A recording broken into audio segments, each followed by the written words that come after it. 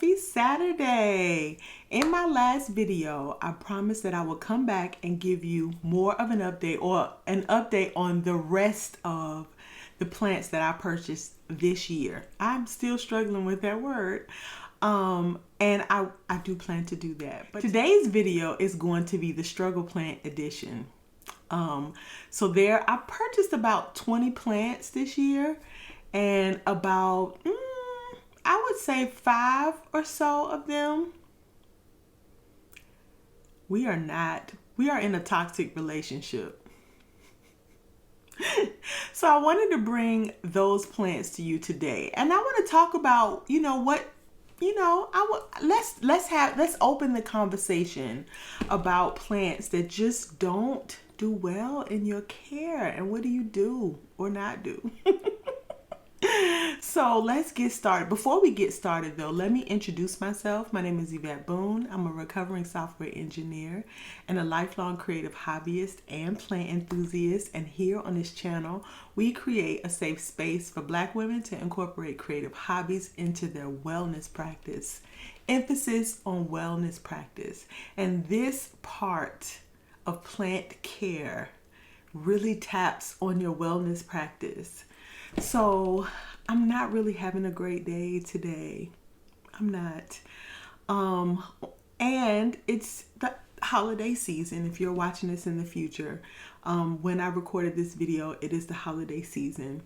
And I won't be able to get home to see my kids, that never happens. I think this is probably maybe the first being COVID 2020.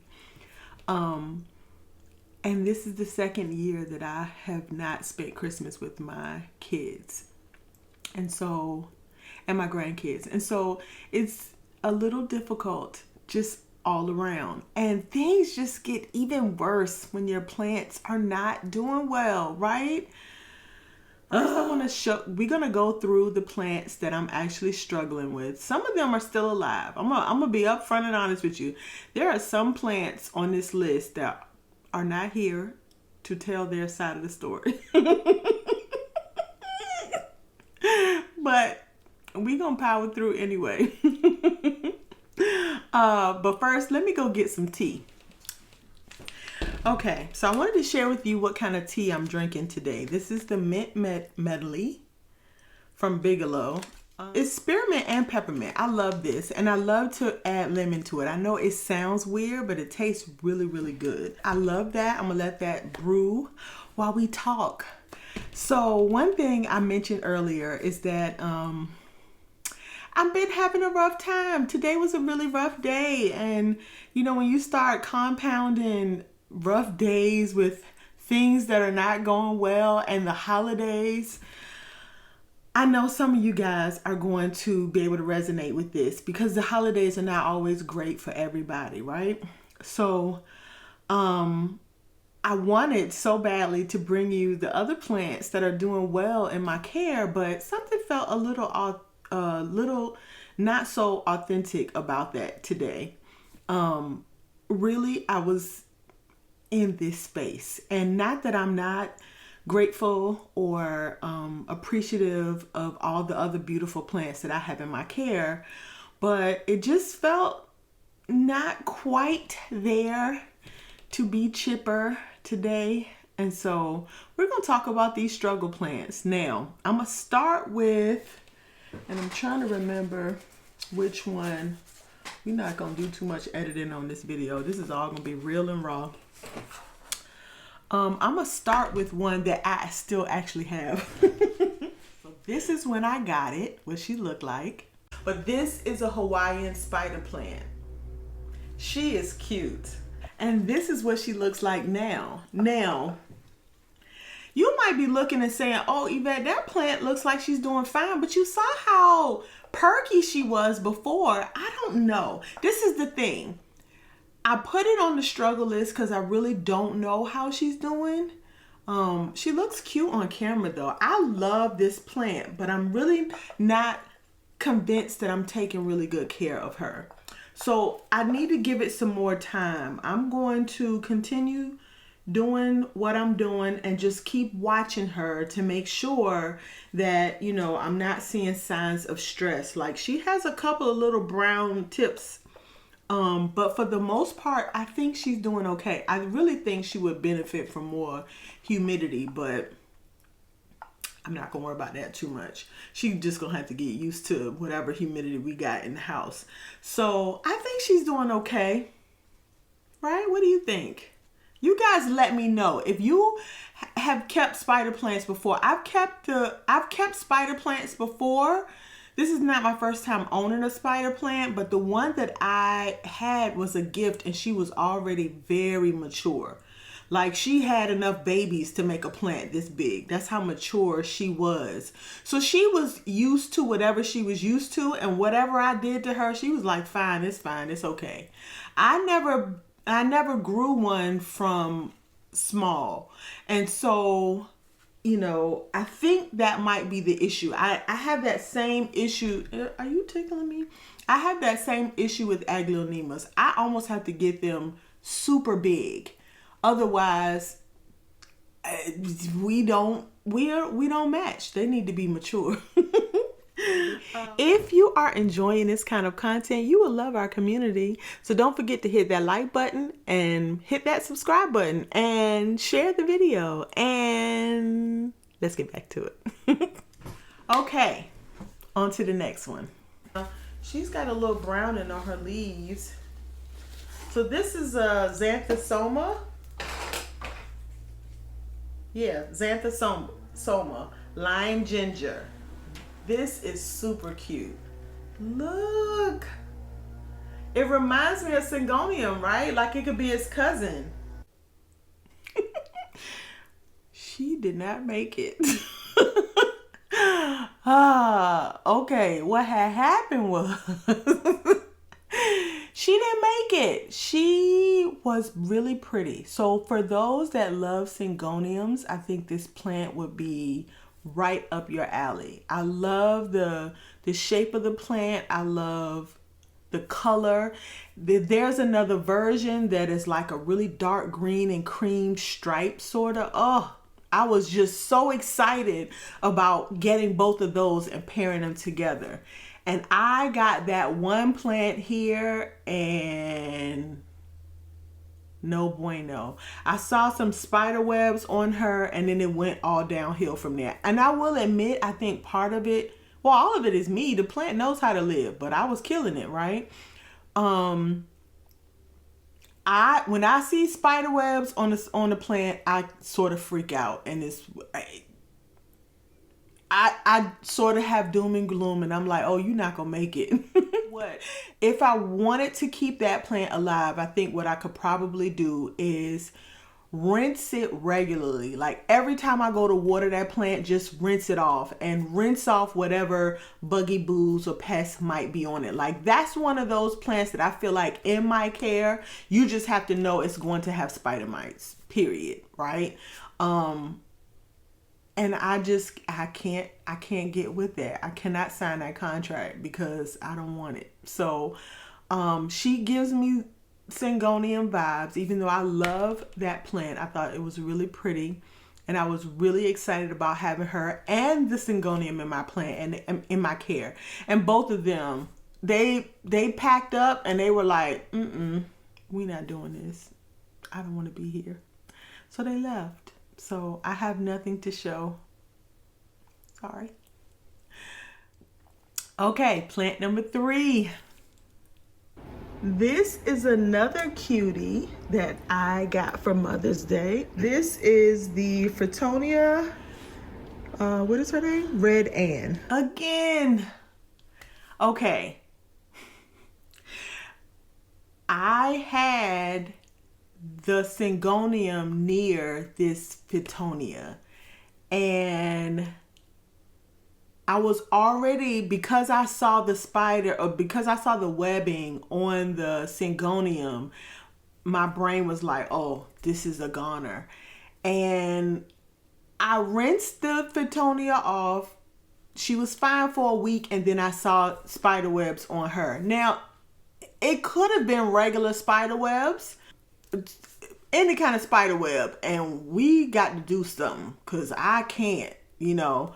And so I saw those, I sprayed her, I put her in the room. And to be fair, like the minute they go in that room, it's like they're done. I have yet to grow a plant well in that room. So I might need to come up with another solution for where to put plants when they have issues, buggy issues. But yeah, she went back there and she never came back out. So, ooh, sorry. I know, this is so depressing. Okay, number 4 is my Monera Peru. Whoa. Whoa.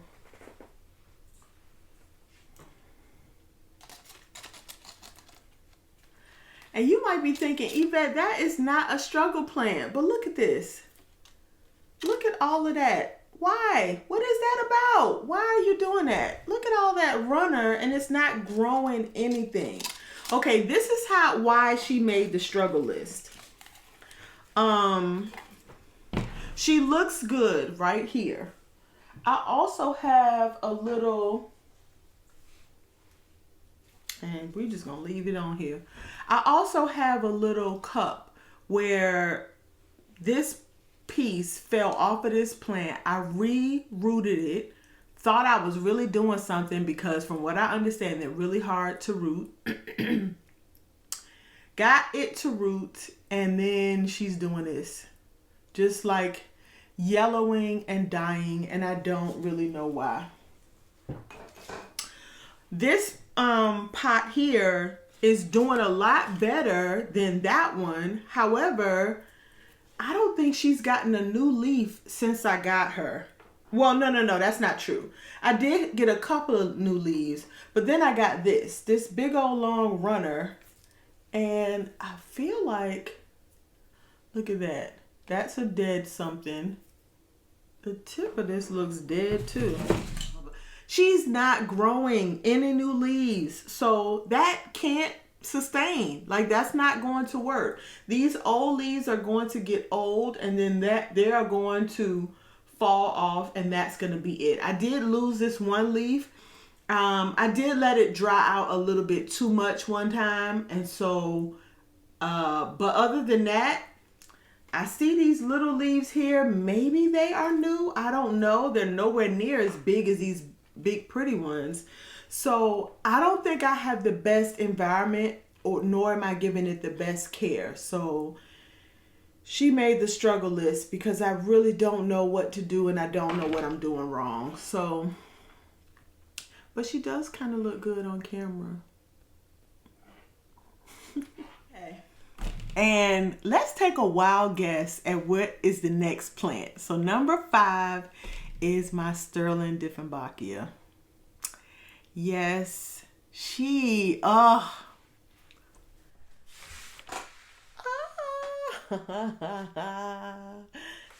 at her. Girl, you better do it. You better do that. This is a Bakia, and I want to say, I think this is the sterling. Was she not beautiful? Like, this is her now. And I'm holding her like this because the last time I had her on camera, she, I noticed that she had some bugs. And so I did give her a bubble bath.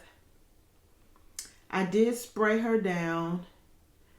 And I cut off her flower, and I'm hoping that she's going to make a comeback. I can kind of show you what the back of the leaf looks like. And if anybody has a clue as to what that could possibly be, that's what I was seeing before. And I was like, what is that? And I saw something crawling, and I was like, ew. Now, she's gotten a treatment, several treatments, and I haven't seen anything on it since. I kind of been keeping it isolated, but still in a room that gets really decent light. She's lost all her little pups at the bottom. So my plan is to propagate her. I have propagated a different Bakia before. It took a really long time. So not really looking forward to that, but I'm going to do it anyway. She's got several little nodes down here. So I know that once I do cut, that it's going to push out probably 2 little babies off of the nodes. And then I can get the head to give me some roots, and I can have maybe 2 plants. I don't know. Hopefully just 1. My goodness. I think it's a beautiful plant when she's doing well, but she is not doing well at all.